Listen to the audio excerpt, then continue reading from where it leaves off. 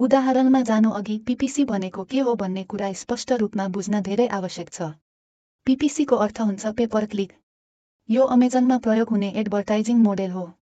PPC क्याम्पेनमा सेलरले तब मात्र पैसा तिर्छ जब कुनै सपरले उसको एडभर्टाइजमेन्टमा वास्तवमै क्लिक गर्छ।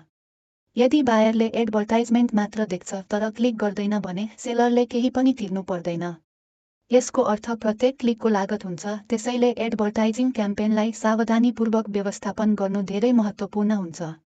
यदि धेरै मानिसहरूले तपाईको एडभर्टाइजमेन्टमा क्लिक गरे तर प्रोडक्ट खरिद गरेनन् भने पर्याप्त सेल्स नआए पनि एडभर्टाइजिङ खर्च छिट्टै बढ्न सक्छ। अब एडभर्टाइजिङ प्रफिटेबिलिटी कसरी काम गर्छ भन्ने कुरा बुझ्न एउटा धेरै सरल उदाहरण हेरौँ। मानौँ तपाईँ अमेजनमा 800 रुपैयाँमा एउटा प्रोडक्ट बेचिरहनु भएको छ। अब कल्पना गर्नुहोस् कि product cost, shipping, Amazon fee र प्याकेजिङ मिलाएर प्रति युनिट करिब 480 रुपैयाँ पर्छ।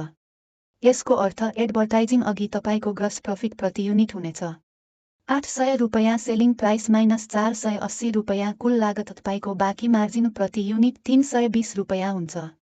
अब यो सङ्ख्या अत्यन्त महत्त्वपूर्ण छ किनकि यसले तपाईँ एडभर्टाइजिङमा कति खर्च गर्न सक्नुहुन्छ भन्ने देखाउँछ। यदि एडभर्टाइजिङ अघि तपाईको प्रफिट मार्जिन 320 रुपैयाँ छ भने आदर्श रूपमा तपाईको एडभर्टाइजिङ कस्ट पर सेल त्यसभन्दा कम हुनुपर्छ। अब एउटा यथार्थपरक एडभर्टाइजिङ परिदृश्य हेरौँ।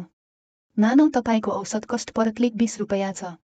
यदि 1 जनाले प्रोडक्ट किन्नु अघि 10 जनाले तपाईको एडभर्टाइजमेन्टमा क्लिक गर्छन् भने तपाईको एडभर्टाइजिङ कस्ट पर सेल हुनेछ 10 क्लिक गुणा 20 रुपैयाँ प्रति क्लिक, जुन बराबर हुन्छ 200 रुपैयाँ प्रति अर। अब वास्तविक प्रफिट गणना गरौँ।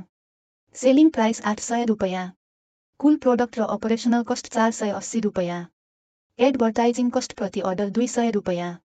त्यसैले अन्तिम गणना यस्तो हुन्छ 800 रुपैयाँ रेभेन्यू माइनस 480 रुपैयाँ प्रोडक्ट कस्ट माइनस 200 रुपैयाँ एडभर्टाइजिङ कस्ट, अन्तिम प्रफिट प्रति अर्डर 120 रुपैयाँ हुन्छ।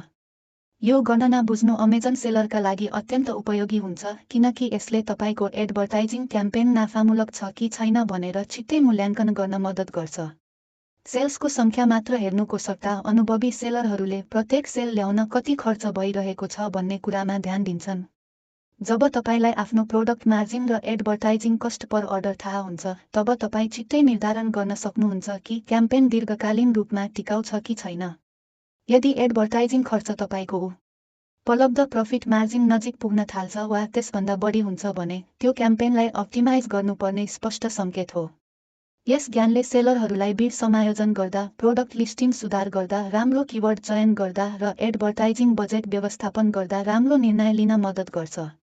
यी सङ्ख्याहरू राम्रोसँग बुझेर तपाईँ आफ्नो एडभर्टाइजिङ खर्चलाई अझ प्रभावकारी रूपमा नियन्त्रण गर्न सक्नुहुन्छ र अझ नाफामूलक अमेजन व्यवसाय निर्माण गर्न सक्नुहुन्छ।